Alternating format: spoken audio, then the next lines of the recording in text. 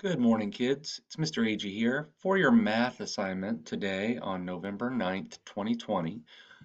You are going to go into the folder that is labeled Week 13 Math and Word Study with Agee, 11:9 to 11:13.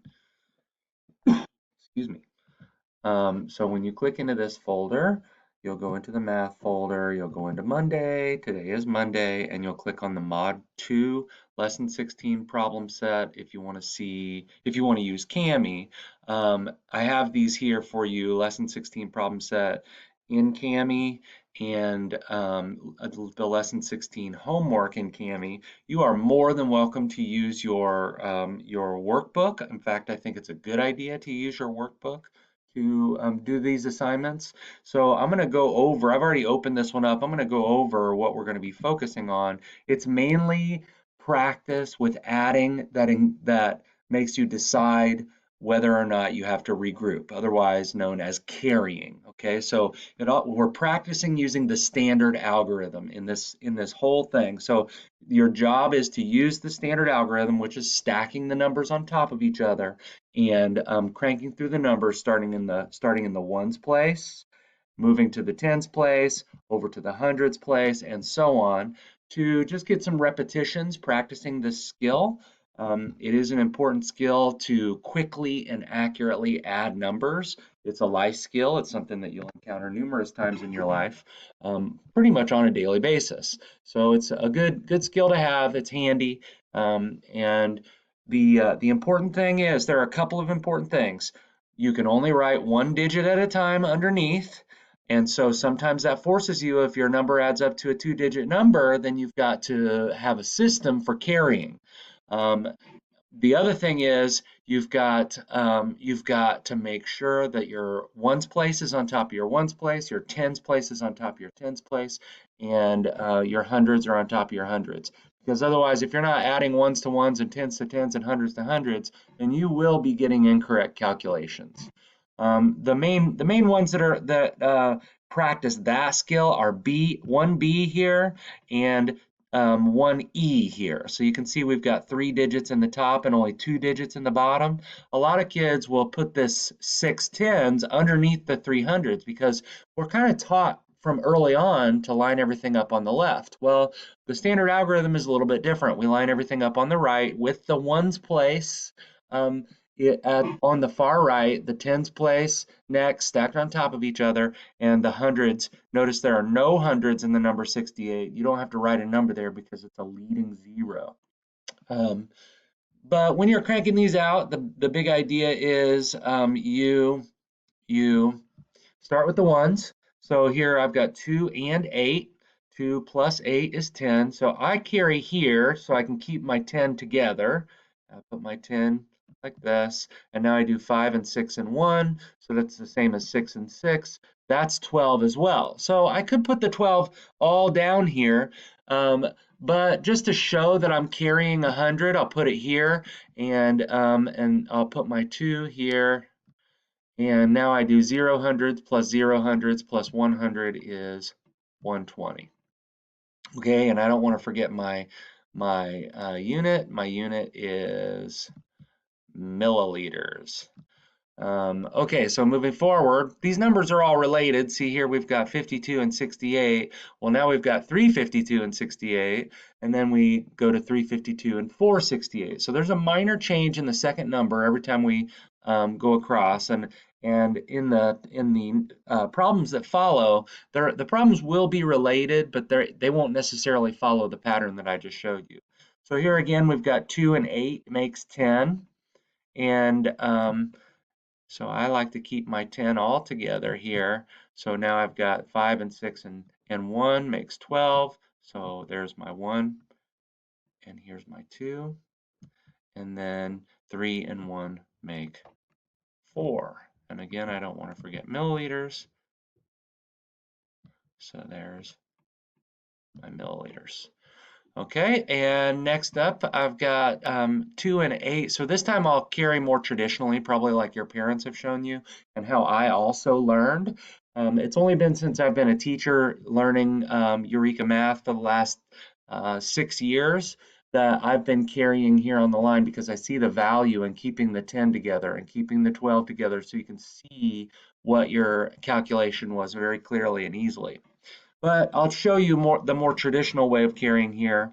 And I accept either way. It's totally fine to do it either way. I wouldn't mark it wrong if you carry, as long as you're carrying to the correct place value column. That would be the most important thing.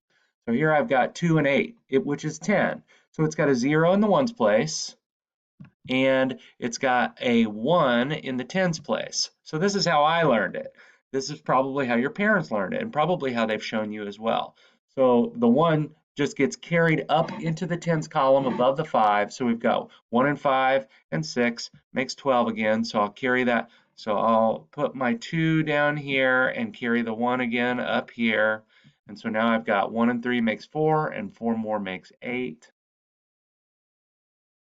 So I've got 820 milliliters.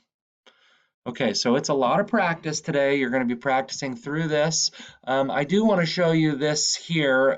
If you remember, we got to keep the liters and the milliliters separate in our calculations. So when I do this, I'm going to put 3, I'm going to space over a little bit, 3 liters and 251 milliliters, keeping them separate. I'm adding 1 liter and 549 milliliters. Okay, so now I'm going to put my line underneath here and make sure I have space to carry either on top or on the line. And now I'm going to work through cranking out these calculations. So 1 and 9 makes 10. I like to do my carrying on the line. So here's my 10. And now I've got 5 and 4 and 1 makes 10 again. So I'll put my 1 here and 0 here. Wow, my 2 zeros couldn't be more different. And 2 and 5 is 7, and 1 more makes 8. So this is 800 milliliters, and it would be neater if I could draw it properly, but this is what you get. So this is my milliliters, and then I got to keep the liters separate from the milliliters. So 3 and 1 makes, I'm going to stick it over here so I have enough space to label my L. Now traditionally I would make sure that that 4 goes directly under the 3 and the 1. But just for the sake of trying to get some semblance of order here, we've got 4 liters and a space and 800 milliliters. I know it's ugly, but that is what it says. And if you followed along, you would see. So you do the same thing here in K. So I want you to use your math time today to complete this page and the problem set here. The problem set is we're practicing addition, so they're not making you guess too much. Now they will mix it up a little bit. So down here in number 4, it tells you the milk carton to the right holds 183 milliliters more liquid than the juice box. So more than, we've been training to hear that as subtraction, but they're telling you how much more than. So if you're trying to find how much more, that's subtraction. But they tell you how much more. So you're going to be adding the volume of the juice box to how much more milliliters are held by the milk to find the total capacity of the milk carton. Okay, so here we've got an interesting problem. We've got 907 plus 93.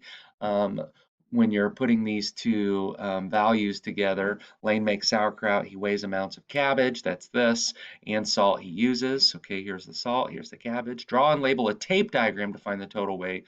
Well, we're going to do this first. So 9 and 3 is 10, or I'm sorry, 7 and 3 is 10. 0, 9, and 1 is, again, 10. And 9 and 1 is 10 again. So look at that, we've got 1,000 grams, which is also known as a kilogram. So if I do this as 1,000 grams. Now, to make the tape diagram, we use our shape tool, we use our rectangle, and we would, when you're adding, you make it look like one long piece of tape, like this. And then you divide it. So I've got, when you're adding two numbers, you just put one divider line. One of these items takes up almost the entire tape. The other item takes up about 1/10 of it. So I'm going to just roughly guess here that my tape goes like this here, and it doesn't have to be perfect. And now I label, this part is 907 grams, and this part here is 93 grams. And then my line tool helps me find the total here. I'm going to put it on top. Normally, I'll put it on the bottom because I like to keep it on the bottom. So the total, you make the total from end to end like this, like you're imagining a piece of tape is your tool here to envision the problem. So right here, we figured out is 1,000 grams. All right, I'm going to let you finish the rest of these. If you have time and stamina left, the homework is more of the same. The homework is more practice with this. If you find that you're having trouble, you might want to get the attention of an adult that you're living with and work through this problem set and the homework with them, because this is a vital skill. This is a skill that in second grade, the whole end of second grade should be focused on practicing 2- and 3-digit addition and subtraction with carrying and borrowing. And so this is really a review. So if you're struggling with this at all, in any way, make sure you reach out to someone who you think can help you. And if you can't find anybody to help you, make sure you reach out to me. All right, good luck, and I hope you enjoy building your skills and strengthening your skills in math, and I'm looking forward to seeing you again.